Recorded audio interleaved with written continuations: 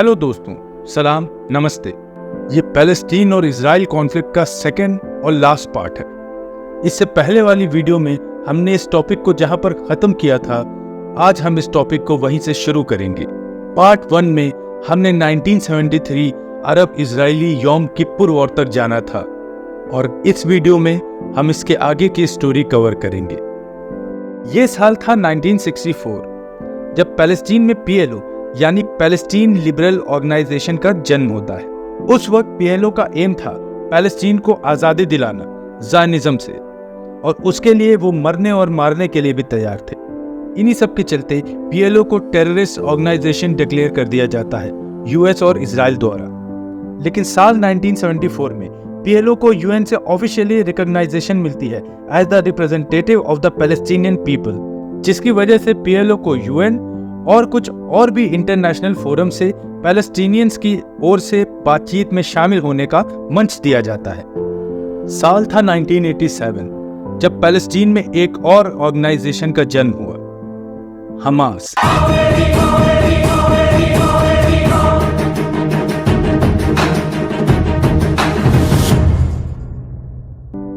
Hamas एक extreme Islamist political organisation और militant group है।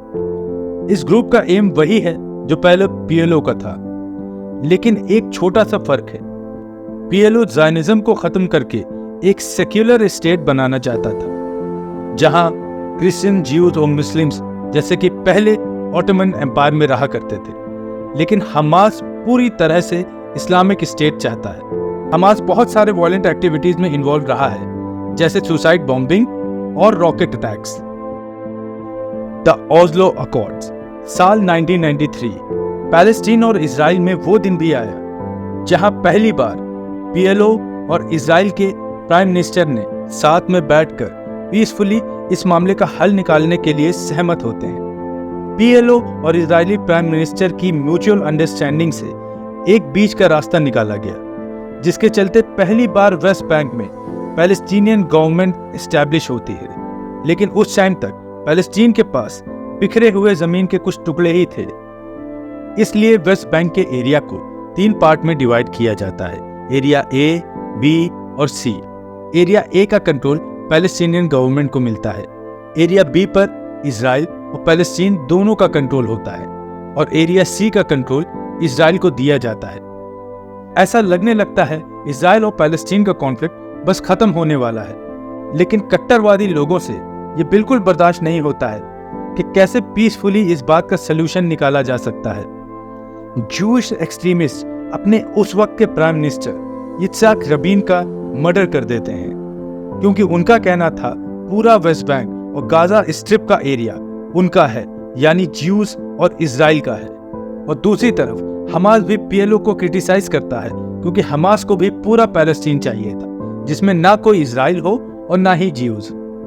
इसके बाद साल 2002 में इजराइल और पैलेस्टीन में फिर से वॉयलेंस देखने को मिलता है। दोनों तरफ से लोग सड़कों पर उतर आते हैं। इस समय तक दोनों के बीच में यह कॉन्फ्लिक्ट अपने पीक पर पहुंच जाता है। पैलेस्टीन की तरफ से इजराइल पर अटैक करे जाते हैं, जिसके रिस्पॉन्स में Israel operation defensive shield launch करता है। इसमें बड़े पैमाने पे इजरायली आर्मी पैलेस्टीनियन शहरों में और रिफ्यूजी कैंप्स में घुसती है, वेस्ट बैंक के अंदर उनका इंफ्रास्ट्रक्चर डिस्ट्रॉय करती है। 2002 में इजराइल कई बार पैलेस्टीन के अंदर अलग अलग शहरों में घुसपैठ करता है, जिसमें कभी कुछ गिरफ्तारी होती है, कभी कुछ आतंकवादियों को मार गिराता है, और इन्हीं सब में कई सिविलियंस को भी अपनी जान गंवानी पड़ती है। फिर होते हैं 2006 में पैलेस्टीन इलेक्शंस, जिसमें हमास फतह को हराकर अपनी गवर्नमेंट फॉर्म करता है, और इसके बाद 2007 में होती है बैटल ऑफ गाजा, जिसमें हमास और फतह यानी पैलेस्टीन की ही 2 पॉलिटिकल पार्टीज आपस में ही लड़ने लग जाती हैं। इन दोनों ग्रुप्स के बीच पावर को लेकर झगड़ा होने लगता है। दोनों को ही गाजा स्ट्रिप का कंट्रोल चाहिए था, लेकिन आखिर में हमास यहां भी जीत जाता है। गाजा स्ट्रिप का कंट्रोल उसे मिलता है और फतह को मिलता है वेस्ट बैंक का कंट्रोल। इजराइल ने पैलेस्टीन के ऊपर काफी पाबंदियां लगाई हुई थी, खासकर वेस्ट बैंक और गाजा पट्टी के कब्जे वाले एरियाज में। ये पाबंदियां समय के साथ बढ़ती ही जा रही हैं। इजराइल ने पूरे वेस्ट बैंक में चेक पॉइंट्स और बैरियर्स लगा रखे हैं, जिससे पैलेस्टीनियंस को अपने ही टेरिटरी में कहीं आने जाने में परेशानियों का सामना करना पड़ता है।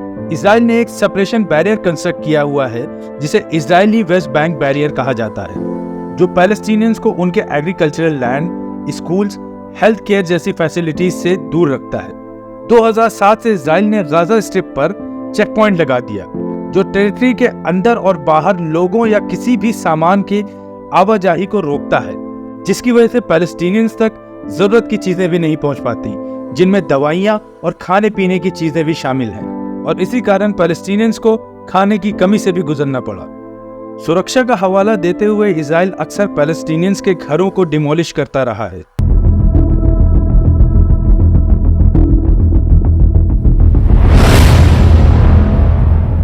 फिर आता है 7 अक्टूबर 2023 का वो दिन। सुबह तकरीबन 6-6:30 बज रहे थे। अचानक इजराइल पर एक के बाद एक कई सारे रॉकेट से हमला होता है।